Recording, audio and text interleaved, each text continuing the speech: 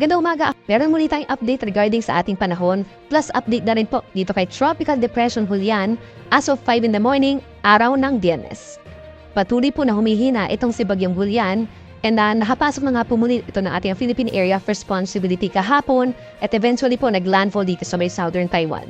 And as of 4 in the morning kanina ay huli itong namataan 240 kilometers north-northwest of Itbayat, Batanes. Taglay na lamang ang hangin na 45 kilometers per hour malapit sa sentro at may gustiness hanggang 75 kilometers per hour. Sa ngayon ay almost stationary po ito, halos hindi gumagalaw sa kanyang kinalalagyan in the last 6 hours. At base naman sa ating latest satellite animation, meron pa rin tayong mga kumpul ng ulap na minomonitor po sa loob and paligid ng Philippine Area of Responsibility. Base po sa pinakahuling track na pag-asa, inaasahang mas hihina pa itong si Tropical Depression Julian na maaaring pagsapit po mamayang tanghali ay maging low pressure area na lamang and up after 24 hours ay posibleng malusaw na ito habang nasa may southern portion of Taiwan.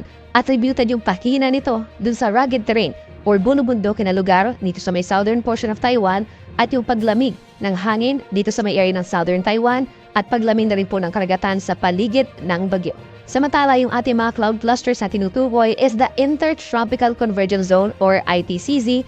Ito po yung linya kung saan nagtatakbo ang hangin from the northern and southern hemispheres. Kapag nagkakaroon ng mga convergence ng hangin, asahan po yung mga kaulapan at mga pangkulan na minsan ay malalakas pero hindi naman po ito tuloy-tuloy. Asahan ng ITCZ sa mga susunod pa na araw sa ating bansa. By today po, mataas ang tsansa ng mga pagulan sa Bicol Region dahil sa ITCZ. May mga lugar sa Camarines Provinces and Catanduanes na magiging maaraw naman po pagsapit ng umaga pero pagsapit ng tanghali hanggang sa gabi, malaking bahagi ng Bicol Region na magkakaroon ng mga paulan. Minsan malalakas po ito kaya mag-ingat sa banta ng baha at pagguho ng lupa. Sa natitirang bahagi po ng Luzon, particularly sa Northern and Central Luzon, mag-improve na po yung weather dahil sa paglayo at panghina nitong si Bagyong Julian at meron na lamang mga isolated thunderstorms habang sa Metro Manila at natitirang bahagi ng Southern Luzon, bahagyang maulap hanggang maulap ang kalangitan na sinasamahan din po ng mga pagbulan lalo sa may Quezon Province, bahagyang epekto na rin ng ITCZ at mga localized thunderstorms pa over the rest of Calabarzon, Metro Manila, and Mimaropa. Sa Metro Manila, possible pa rin po ang mainit na tanghali hanggang 34 degrees Celsius at umiinit na rin sa may areas ng Cagayan Valley and Central Luzon, possible yung hanggang 33 degrees Celsius na maximum temperature. Sa ating mga kababayan po sa Palawan, sa umaga, bahagyang maulap hanggang maulap ang kalangitan, pero nagiging makulimlim na po ang panahon pagsapit ng hapon hanggang gabi, bahagyang epekto na rin ng Intertropical Convergence Zone. At ang ITCZ umiiral na po simula pa kagabi sa malaking bahagi po ng Visayas.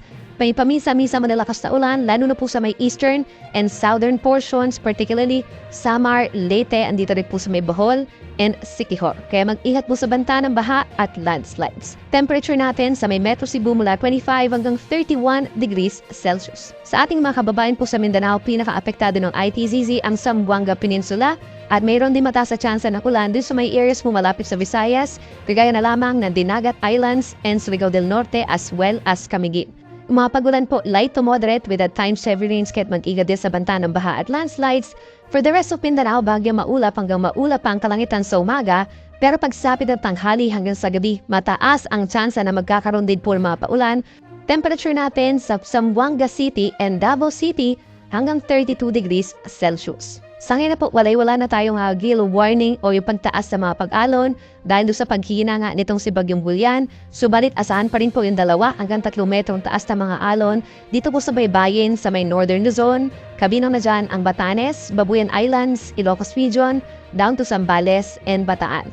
For the rest of our country, asahan naman yung nasa kalahating metro na taas sa mga pag-alon, pero kapag meron tayong mga thunderstorms at mga malalakas na pagulan, possible na tumaas pa sa higit 2 metro yung ating mga pag-alon panandalian.